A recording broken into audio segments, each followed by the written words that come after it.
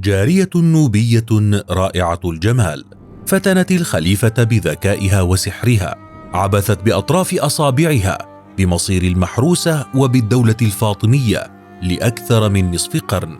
رصد، الجهة الجليلة، الستر الرفيع، أو الملكة، جميعها ألقاب لامرأة استثنائية واحدة، الجارية التي أنجبت الخليفة المستنصر بالله الفاطمي ثامن الخلفاء الفاطميين، والمستبدة التي تسببت بالشدة المستنصرية وشاركت في إنهاء حكم الفاطميين.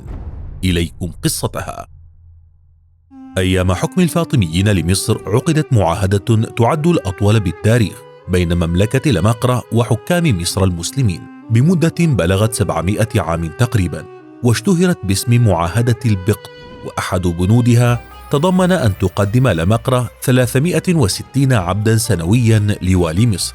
في ذلك الوقت عرف الفاطميون بولعهم بالجاريات النوبيات اللواتي عرفن آنذاك بالحسن والجمال، وكانت من بينهن جارية نوبية تدعى رصد، باعها تاجر يهودي للخليفة الفاطمي الظاهر لإعزاز دين الله، واستطاعت بجمالها وذكائها أن تمتلك قلب الخليفة وعقله، لتتحول سريعا من جارية إلى امرأة الخليفة الخاصة التي لا ينازعها على قلبه أحد. وزادت مكانتها بإنجاب ولي عهده المستنصر بالله الفاطمي، فمنحها الظاهر لإعزاز دين الله العطايا، وبنى لها واحدا من أجمل قصور القاهرة آنذاك، وهو قصر اللؤلؤة الذي عرف بحدائقه الخلابة وإطلالته على النيل. وكانت تمتلك زورقا فضيا لا مثيل له في ذلك الزمان، صنع لها من الفضة بالكامل، أهداها إياه التاجر اليهودي الذي باعها للخليفة. هكذا بقيت رصد محظية الخليفة ومعشوقته حتى توفته المنية مبكرا وهو ما يزال في 30 من عمره، فترك ملكه وحكمه لابنه المستنصر الذي لم يكن بلغ سن الرشد بعد، فأصبحت رصد الوصية على ابنها وحكمه. وساعدها في ذلك التاجر اليهودي أبي سعد التستري الذي باعها بالأصل للخليفة، فقربته من القصر وجعلته رئيس ديوانها، لتبدأ حياة رصد الجديدة كحاكمة لواحدة من أقوى الدول آنذاك. سيدة المحروسة.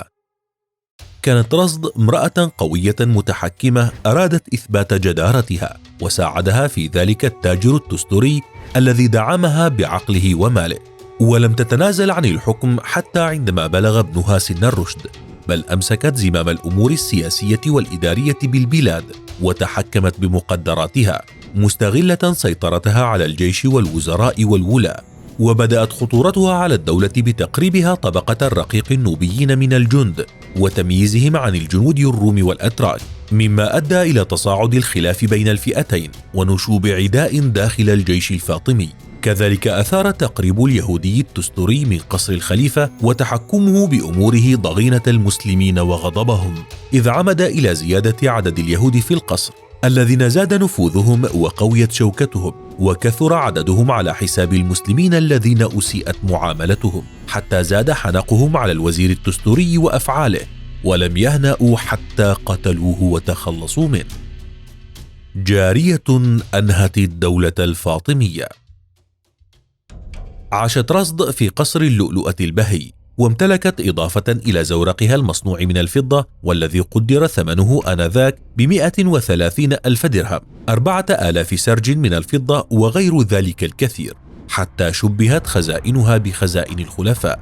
أيضا جعلت لنفسها توقيعا بختم رسمي، ولقبت بالكثير من المسميات والألقاب، وعمدت إلى شراء العبيد من النوبيين بكثرة حتى بلغ عدد عبيدها 50 ألفا، إذ كانت تسعى لأن يسيطر أبناء جلدتها على المملكة ويتسيدوها، وأن تضعف نفوذ الترك في الدولة، خاصة بعد أن قتلوا داعمها الأكبر التاجر التستري.